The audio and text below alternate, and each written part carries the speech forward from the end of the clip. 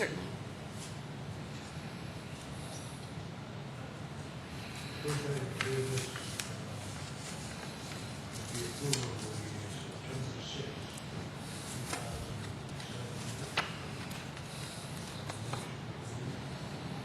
I move approve.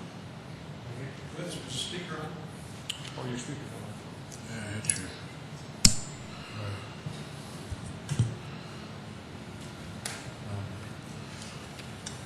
Is there a second? Okay, those in favor, say aye. Opposed? Motion carries. I believe our next item is addressed by the mayor.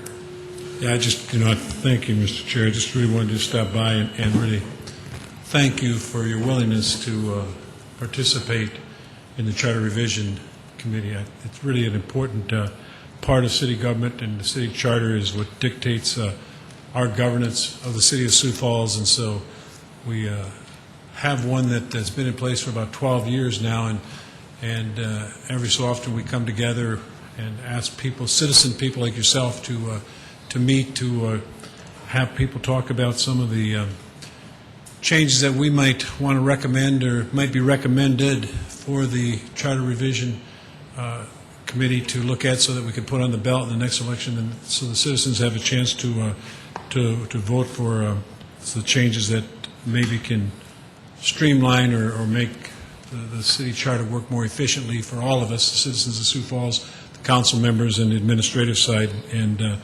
I think today you're really starting a venture, and I know you're going to have several meetings, 5 or 6, whatever it is going to be, to talk about those issues and then come to some kind of conclusion to put those in the form of ballot if you choose to do. And I really just want to tell you that we encourage you to feel free to ask as many questions as you think is appropriate for what you want to do. And what we would like to do today from our standpoint, we have some that deal with our finance department, and I think you'll see that as you move through it, that there's some, we just kind of want to get clarity into the charter of what they have. So with that in mind, I won't take a lot of your time, but I just really want to thank you for your willingness when we contacted you to participate in this, that you stepped up and were willing to do so. So thank each and every one of you for your efforts to the citizens of Sioux Falls for this this endeavor that we're about to take. So wish you all the best. And with that, are you next, Gene? Or do you want, Mr. Chair, do you want finance? Our next item is public input. Okay, if you want that, that's fine. Thank you. You bet. Thank you. Thank you. Next, is there anyone in the audience that would like to make a comment or whatever? Okay. The next item is presentation from the finance department.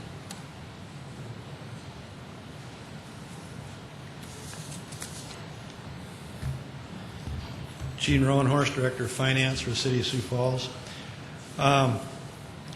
This is going to be a verbal presentation. I have to admit this is something entirely new to me as far as putting something together here. So what the process, at least that we in Finance intended on following, unless you give us some other direction, I'll walk through some of the points that we would like you to take a look at in the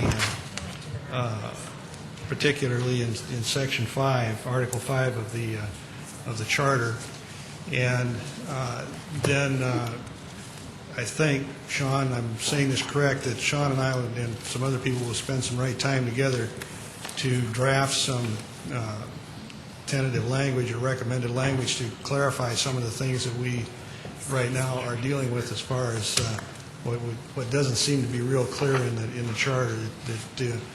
It tends to use different terms in different places, at least in Section 5. So anything I say here today only deals with Article 5, nothing else. But within Article 5, there are several situations that, like I say, it just is really difficult to be sure you're following exactly what the drafters of the Charter wanted done. So with that, I'll just start through a few of these, and please feel free to stop me at any time, and we can talk about it if you want to gather additional information. That I'm looking at this as being relatively informal from my side, so, but I'm Gee, flexible. let's make sure all the Charter Revision Commission members have, you are talking about Article 5, you have in your tab, the current charter, Article 5 is at pages probably 8 through, looks like about 8 through 11. So, go ahead. Okay. First thing, in sections 5.01 and 5.02, they seem to be clear enough. We don't have any issues with that. Starting in section 5.03, in the first line there, the mayor's message shall explain the budget both in financial terms and in terms of the work programs. Now, frankly, as best we can tell, we don't know what work programs means. If somebody else knows the definition, we'd love to hear about it. As best we can tell, it probably really means what level of service do you want to provide. And so we'll probably be looking at changing the terminology there to maybe communicate a little better if in fact it is services, and that's what it looks like at this point. And you go on with that same one, shall outline the proposed financial policies. Again, we're not sure what they mean by financial policies. We're thinking this means things like balanced budget, borrowing limits, something of that nature, but we'll probably try and do a little bit more to understand what that means as far as what financial policies, financial policies normally that you're talking about from an accounting standpoint involve where you'll invest your money, how you'll invest it, what kind of criteria you'll assign to it, things like that. This seems to be something different. But and it comes along the lines of a balanced budget might be one of the policies. We have a policy that's by executive order, actually I think it's by resolution by the council, that we will keep our debt service coverage at least 2 to 1. So it might be some things like that. So we want to bring that up for discussion. Gene, one thing for the commission, I think it helps at the outset, and you and I talked last week and I think earlier this week, and I think it would be helpful background for the commission members to know that a lot of the basic language, and I don't see that 503 has ever been amended, came from a document that I provided to the finance folks and Mr. Roanhorst, and that is the model charter as was in effect through was it the National League of Cities? Is that what you recall? I believe that's the outfit. National Council of City or National, yeah. It's NCL, something like that. And what we found is, well, we know from our history with the charter that the original charter drafters based much of their charter language on this model charter as was in effect in 1992. And there have since been about 5 or 6 updates to that document, but you can go back and get some of the history and some of the language. And some of it they tweaked and some of it they didn't. And I think this is probably an area where they just took that model language. I don't know if you found as you looked. Pretty much seems to be right out of the book, yes. Okay. What I typically tell people is if the language has been unamended, I would say about 95% of it came from that model charter. So, again, I didn't mean to interrupt, but go ahead. Yeah, one thing we noted that in the book, it really appears to have been drafted for a city manager form of government. And you can go through a lot of that book, and you'll see they just crossed out city manager and plugged in mayor. Well, when you're dealing with an elected official, sometimes that works and sometimes it doesn't work. And again, this is just Article 5, so I would assume it's that way through the remainder of the original document that they worked off of. And Section 504 is one of the classic ones in the second section there. Shall be in such form as the mayor deems desirable or the city council may require. That seems to be a little bit confusing as far as how the budget operates. If you had a city manager form of government, it would be very clear that the council would determine the activities that the city manager would engage in. And here you have an elected official. And so we think that probably would need some thought as to what we do about that. Clearly could result in some confusion from time to time. When you go down to in section 5.04 down to section 1, again another thing that in the second line there, detailed for each fund by organization, unit, and program. Now we're trying to implement on a more complete basis program type budgeting, so that makes good sense to us, but we don't know what an organization unit is. We think it's something like public safety, and then of course in public safety would be police and fire. And in public works you'd have streets, the utilities, or enterprise funds, something like that. But again, it's something that's confusing. Now the next, go down to item number 2 there, and you'll see the proposed capital expenditure during the ensuing 3-year fiscal years. If you go to section 5.11, where they're talking about capital, there they talk about a 5-year plan. So we probably ought to clean that up a little bit. Those two seem to be in conflict with one another. And in the last paragraph of section 5.04 on the budget, not the last paragraph, right under item 3, for any fund or proposed expenditure shall not exceed the total estimated income plus the fund balance carried forward exclusive of reserves.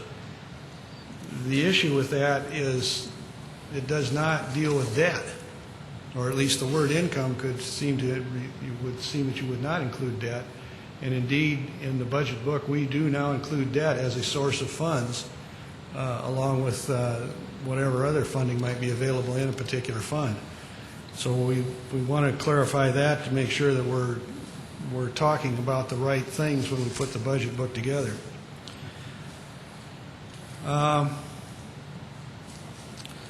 Going on down into section 5.05, City Council's action on the budget. Again, if you watch the budget process at all this year, it got, when there was proposals to amend it, it got very specific. And yet, in this particular, in paragraph B, or subparagraph B, it talks about it may add or increase programs or amounts, and we don't understand what programs and amounts means. And it may delete or decrease any programs or amounts. And what's the difference between programs or amounts? Now, programs, at least what we're working with today, snow removal would be one program. Street sweeping would possibly be another program. School resource officers would be a program. The DARE program might be a program. And if you looked at the early budget documents this year, the directors had put together most of their budget that way, and we can still look at it in that fashion. Programs, is something we want to have in here, and it lends itself to what we're trying to do right now.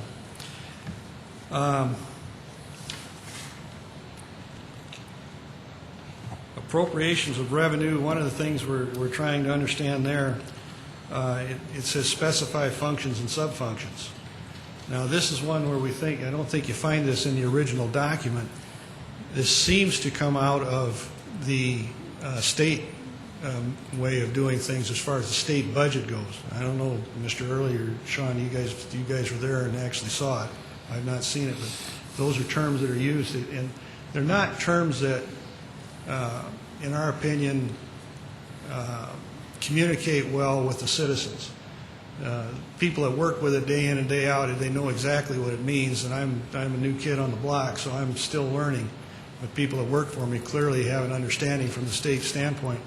To give you an example, function would be public safety. Subfunction would be police and fire. And that gives you some idea what it, but function and subfunction, that language just doesn't seem to communicate very well. And in the interest of having financial statements that excuse me, in the interest of having financial statements that are easily understandable and communicate to the citizens that maybe aren't as familiar with government accounting and accounting at all, it seems like we might want to try and do something a little different with that. And the strange thing is that the appropriation is done by function and subfunction. That's really what you're dealing with here was the appropriations of revenues and that. And one of the things we're trying to sort out, if someone knows or there's any history on it, why we do things with regard to the budget where we adopt it and then sometime later we pass an appropriation ordinance. And we're trying to figure out why. The state does not do that. I think the state adopts a budget, and that's it. It's done. Where we go through a process with capital, and there's some logic to the capital, but we go through a process with capital where we have to have the council pass a resolution adopting the capital budget, the CIP, by August 15th. Why they do that, we don't know, because it is a plan, so I guess that makes some sense. But only the current year of the CIP, and in this case the one we just did for 08, instead of 5 years, only that first year ends up in the budget. So why wouldn't you bring the budget, the CIP budget, the operating or general fund budget, and the appropriation all together instead of stringing this out over an extended period of time? It takes a lot of time to go through all of these things. The council puts a ton of time into it, and maybe there's some way of streamlining things a little bit there.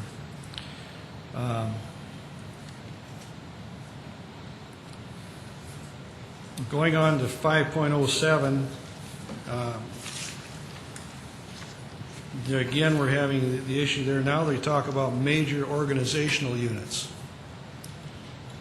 And if you went back earlier, they were talking about simply organizational units. I don't know what the difference is between major organizational. At first, we aren't real sure what organizational units. We think organizational units are police, fire,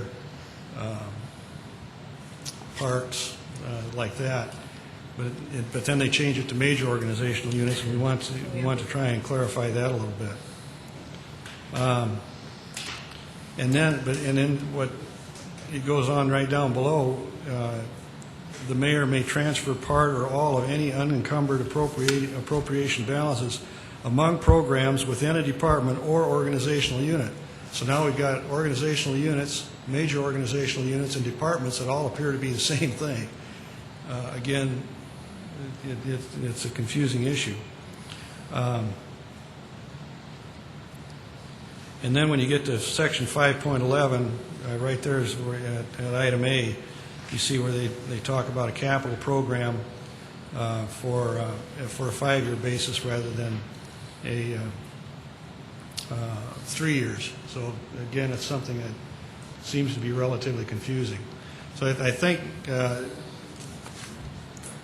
that pretty much covers the entire article at this point. Those are things that we have found. We're going to work with Sean to come up with some language in some of these and try and make this a little more consistent and hopefully more understandable to the citizens, so that the typical layman in the city would be able to pick up the financial statements, at least the summary that we do, and have a better understanding of what is really going on in the city. Where's the money coming from, and where's it all going? We have a large budget, $360 million, give or take, this year.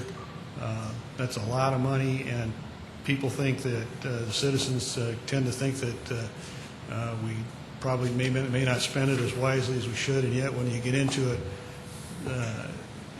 if they understood more of some of the operations, could understand some of the terminology, it would be helpful for people to understand more clearly what is really happening to the money. I can assure you it is not being spent unwisely or in this deal. So that concludes my remarks. Are there any questions that I can answer or try to answer? Sure. Yeah, Gene. You speak of, giving it clarity for the citizens and all. Is there some, right now, is there some areas where the council and the mayor's office have some disagreement on these particular items you're talking about? I don't think so. We haven't heard any any real disagreements over the terminology. The issue is, like I say, I'm not sure we're doing exactly what the drafters of this document intended, because you end up with places where you have major organizational unit, and department, and it seems to be interchangeable. And we want to clarify things of that nature. Thank you, Mr. Chairman. I don't know how he did it, but Mayor Hansen seemed to handle those three things okay. He had his MOUs, and then, what? Sorry, I didn't have that on. But as I recall, Mayor Gary Hansen seemed to handle those three things fine. He had his major organizational units and his departments. I don't know, maybe we just didn't understand, but it didn't seem to cause a whole lot of confusion. I don't know what I can tell you is a lot of things in the finance area have been carried over from to some extent from the old commission form of government. Oh yeah. And that's part of, I think, why it doesn't maybe work quite as well as we'd like it.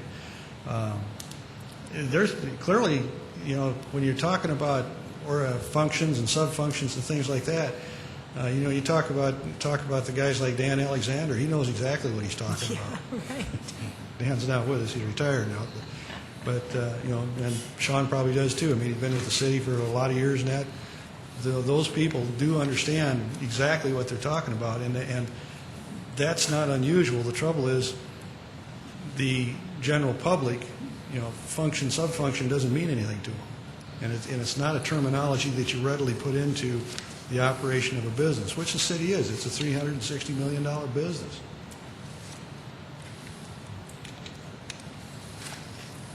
Most of what you're talking about seems to be clarifications in language. Is that Yes. correct? Yep. I don't see anything in here that, one of the things we will do, and is of concern to us, we're starting on a journey into performance management. And part of that was started with program budgeting. And so we've been doing that for the last 2 years using program budgeting, and we've gotten better at it. It's an iterative process. We'll be better at it next year. We'll be better at it the year after that. This thing makes very little, in fact, it doesn't make any reference to performance management. So some of that we may want to work into the wording, and we want to make sure that we don't have a structure that prohibits us from using performance management and using program budgeting, and really making program budgeting the process for handling things. Somehow, I just cannot see that it's worth the council's time to be going through a blue bar book that thick, deciding whether we should buy 3 more boxes of paper clips or not. It just doesn't make any sense. The council should decide how much money we're going to spend on snow removal this year, and then let management go out and do that. The council should decide how much money we're going to spend on sweeping streets this year, and not worry about whether we have 3 street sweepers or a dozen or whatever it is, and focus on the important things rather than getting tangled up in minutia. And that's what program budgeting will do. And does do. We've not made the transition in the budget process to really deal with it that way, as far as when it's reviewed. But the council should decide how much money they want to spend on school resource officers, and then let the police department figure out what the best way is to allocate those resources in the school resource officer area. These are just examples of how program budgeting would work, and it makes life a whole lot simpler, and then it lends itself to performance management. If you have a school resource officer program and you put X number of dollars into it, we can stack up performance measurement targets against that and look at the end of the year. Did we achieve what we wanted to achieve by having X number of police officers involved in the school resource officer program? As opposed to, did we achieve the right thing or not, whether we worried about 3 boxes of paper clips. Focus on the programs and what the services are that you really want to deliver, and for that matter, what the service, more than that, go take it one step beyond that. What services do the citizens want in relation to how much they're willing to pay for it? Mr. Chairman, it looks to me like you're referring to Section 507, subsection D, the second sentence. The mayor may transfer part of all of its unencumbered appropriation balances among programs within a department or organizational unit, and shall report such transfers to the council in writing prior to the next council meeting, as opposed to the sentence just prior to that, which deals with monetary transfers between departments as a whole. Yes. So you're asking us to take a look at the second sentence as it relates to We will interdepartment transactions. We will bring back some recommended language for you to consider, and it'll be a override or strike over, whatever they call that, so you can see what was there and what wasn't, and what we suggest the changes be, and you can take it from there. Great, thank you.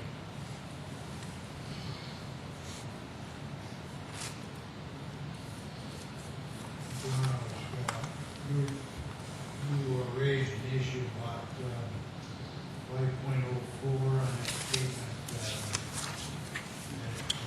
Dick, you may need your microphone on. Go ahead. 504, where it says that regarding the budget, the term "except as required by law or this charter" shall be in such form as the mayor deems desirable, or the city council may require. You say you have a problem with that because you're what? Could you clarify that? You have the mayor in conflict with the council, or could have, over what the budget will look like. Right now, we've taken a very stringent approach towards the idea that the budget is the mayor's budget. And he presents that to the council, and then the council makes whatever modifications they want to it. It would seem to bring into question that the council could say, I don't like the way that budget's laid out, I want it done differently. And particularly, you know, the words in here, deemed desirable.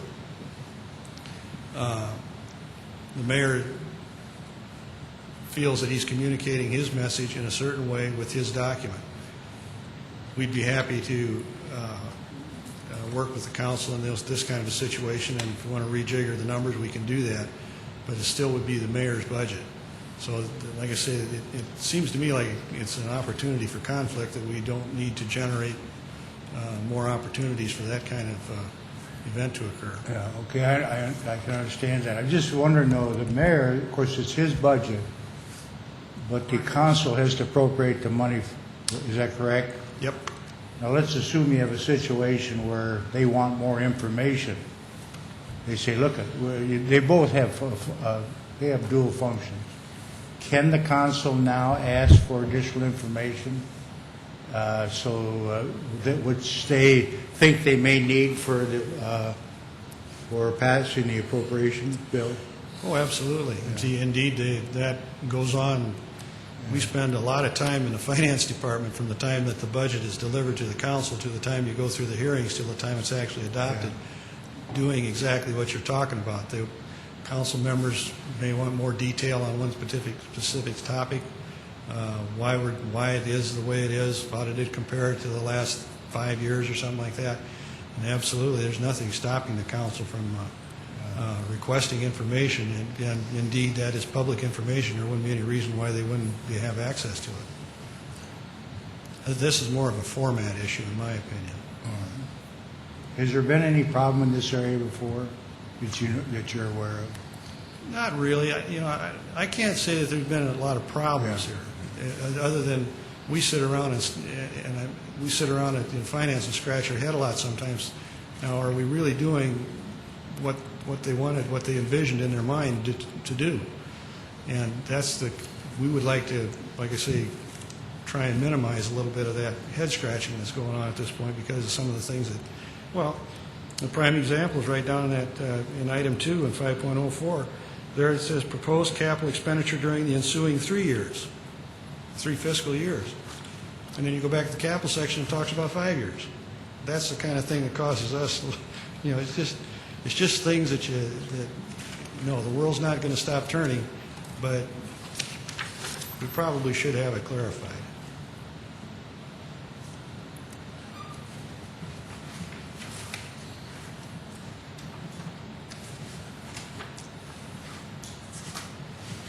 Mr. Chairman. Anybody? I'll go back to what Dick was talking about, Gene. So what, in our charter, what you're saying is the mayor can propose a budget, but the way it reads today, or the city council can just say, we want something different. I think back to state government. The governor proposes the budget by December 1 every year. That's it. Is that what you're looking at? Something along those lines? That there's a proposed budget and there's no or in the statement? Well, this is one of those things where I'm sure there would be a little more flexibility than you might see at the state level in doing that. It's just that you've got a built-in situation here where you could end up in disagreement over what the proper format is to show something. When you're putting together a budget or any financial document for that matter, a financial report, you're trying to tell a story and you're trying to communicate information to people about the operation of the business, the financial condition of the business, anything like that. And there's going to be differences of opinion. One of the big things that we have to follow is the GFOA accounting and the GASB accounting standards that are set out for municipalities. We really can't negotiate that. And we have had a couple of instances where somebody said, I wanted it done a different way, and we've had to say, no, we can't do that because that's contrary to GASB standards. And I guess what we're saying here is the mayor, as an elected official, if this were a city manager, it'd be entirely different, because then the council says, city manager, do it thus and so. In this case, you've got an elected official who should be able to retain the right to say, this is my budget. This is the story I want to communicate to the citizens of Sioux Falls.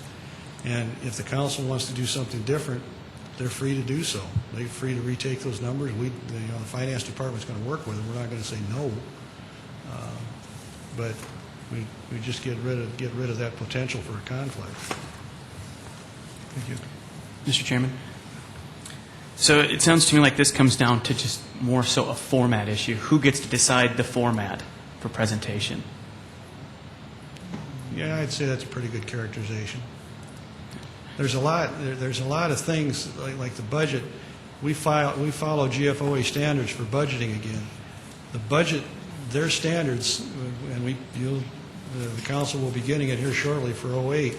The budget book is a thick document. It's 100 pages or more long. And we follow GFOA standards as to how we present that budget in there. What is GFOA, please? Government Financial Officers Association. Okay, thank you. And it is, interestingly enough, GFOA and the Government Accounting Standards Board are both spin-offs from the Financial Accounting Standards Board, or you may have heard of FASB, that certified public accountants have to adhere to, and that they're kind of a subsidiary, sort of. They're tied together, but we haven't quite figured out what. We know that FASB will defer to GASB when it comes to municipal accounting.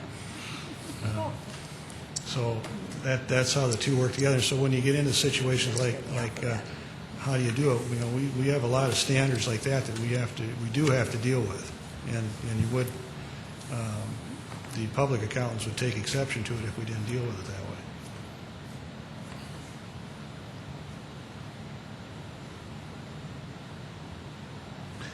Mr. Runhauer's just may be nitpicking, but if I read this, you're afraid of the conflict, and yet the previous language there, it says that the mayor presents the budget and except as required by law. Now, doesn't the city council pass the laws? Yes. Okay, so if we took out the word council may require, but they could, why couldn't they just turn around and pass a law saying what they require instead? This looks like an informal may require. It's an informal request. Maybe I'm wrong. They still have the power to determine the format of the budget, don't they? The council? The council? I don't know. We'd have, that'll boil down to a legal question. I'm not good at expressing legal opinions, so.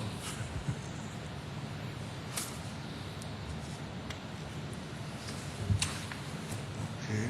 Anyone else have any comments or questions? Well, this will be much easier to deal with when we have the actual Yes. wording in front of us and the strikeovers and that kind of thing. What we would request of the commission is that on the October 18th meeting, we would submit to you those documents, so then you could have them. I don't know that we'd have to discuss them anymore at that point, or we'd come back at a later meeting after October 18th, that you could consider those documents and we could answer any questions. So you plan to propose something in writing Oh, absolutely. on the 18th? I mean? Yeah, we'll have these sections with the strikeover and all that, so you can see what we would propose changing. Is there a chance we could get them prior to that meeting, so we'd have an opportunity to be familiar with them before the meeting, or? Well, I guess what I was hoping was to give them to you on the 18th, and then if you want, we can Okay. come back at a later meeting and discuss them. I know what some of the... And typically with something like that, I think it was even addressed in the press release, at a minimum, we'd have it to you, try to have it to you 3-4 days before the Okay. meeting. Great. So you wouldn't just get it at the meeting. Thank you. We'll try and have it sooner than the 18th, but I know what some calendars look like. Mr. Reynolds, appreciate you appearing here. You say this is your first time, and most of us, beside Bill Early, is new to us too, so welcome. Thank you very much. Thank I you. appreciate you taking the time to look at it. Thank you. Thank you.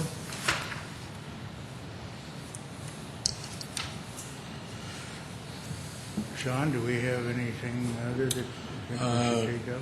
Really, the only other thing that I know of as far as other departments that may want to present, I just learned today that Human Resources apparently has some proposals, so I will make sure to invite them for your next meeting. And then I'll, at the same time, put out just a general invitation to the department heads to, first talk to the mayor about any proposals they may have, and then to contact us about the possibility of getting on the agenda. But I would suspect the next one that we know for sure would be Human Resources. Has there been any other interest aside from human resources? Not from department heads that I've heard.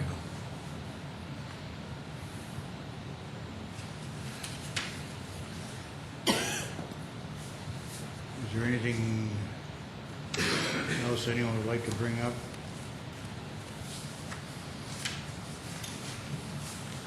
I suppose we should address Councilor Kavanaugh's email.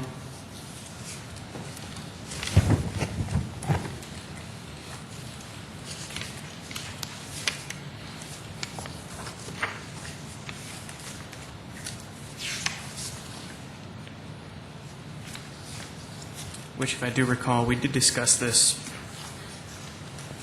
At least his desires were touched upon during our last meeting in regards to holding a meeting that might be better positioned for people who work from 8 to 5, for example. I would have no problem hosting 1 or 2 or 3 or as many meetings as we want after the 5 o'clock hour.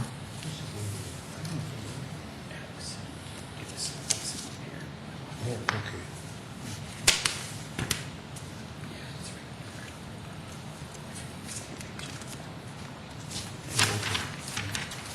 It didn't, when we talked about this originally, we kind of left it open that we would consider having some of our, at least 2 of our meetings at a later time frame. I Right, think we and did that's- talk about that, and That's what I that- tried to address with Councilmember Kavanaugh, that,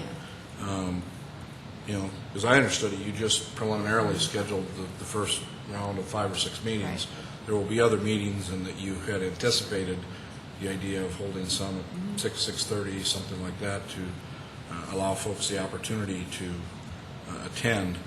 I do think, too, that one advantage this commission has as compared to other commissions is that our information is available out on the website immediately, and also the meetings are being taped, and they're going to play on Channel 16, and then they're going to be recorded on the city's website to be viewed as well. But certainly, live input would be fantastic, and I think, like you addressed at the last meeting, we would certainly look to schedule that late November, early December, something like that. If we're going to do that, should we change the schedule now? Or do you want to? I think that we should, just so that as press releases are sent out in advance of the meetings, we could announce that it might not be the next meeting that's an evening meeting, but coming up in the first part of November, or whatever, we can address that. That might be an appropriate time if the 3 o'clock hour doesn't work for people.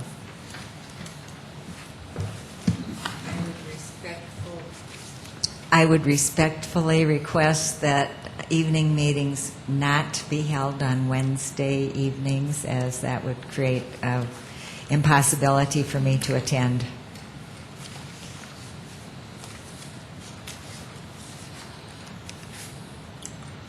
Did the commission maybe want to reschedule one that you already have, or maybe just add one at this point, in addition to what you have previously scheduled? I would, I just suggest that we just move some, they're all on Thursday that I've seen. we have one I got a Tuesday. couple on One- Tuesday. Okay, well, there's no ones. Anyway, we go from a 3:30 to a 6 or 6:30 or something like that on the scheduled ones we have right now, rather than adding another one at this time. Are we going to have enough to keep us busy to stay that long? What about the October 30th? Instead of 3:30, you want to go to 6:30? That works. Fine with me? Okay. The October 30th meeting? Move it from 3:30 is what you had it at now, move that to 6:30.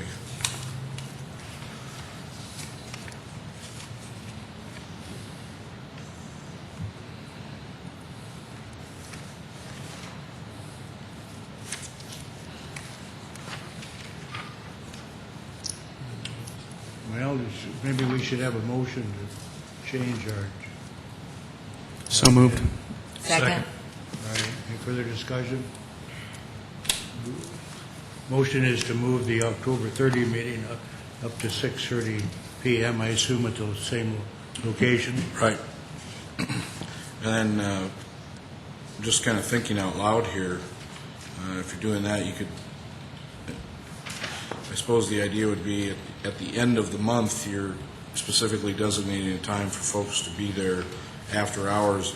Would you want to add one meeting at the very end of November? It's after Thanksgiving, either Tuesday the 27th or Thursday, December 1st. So you'd have at least 2 slots for an evening time. Wait, December 1st is a Saturday. Oh, I'm sorry, I left it wrong. So either Tuesday the 27th or Thursday the 29th. So That's better. You would be at the end of the month. Yeah, that is. Thanksgiving is the 22nd? Right.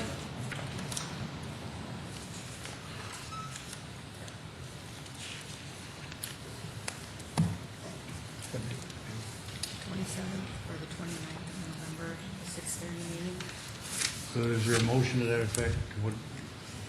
Make a motion that we schedule a meeting Thursday, November 29th at 6:30. Second. Any further discussion? Those in favor say aye. Aye. Opposed, motion carried. Okay, is there any other business that you want to bring up tonight? I just have just one kind of housekeeping, but this is a very small committee, and everybody, I think,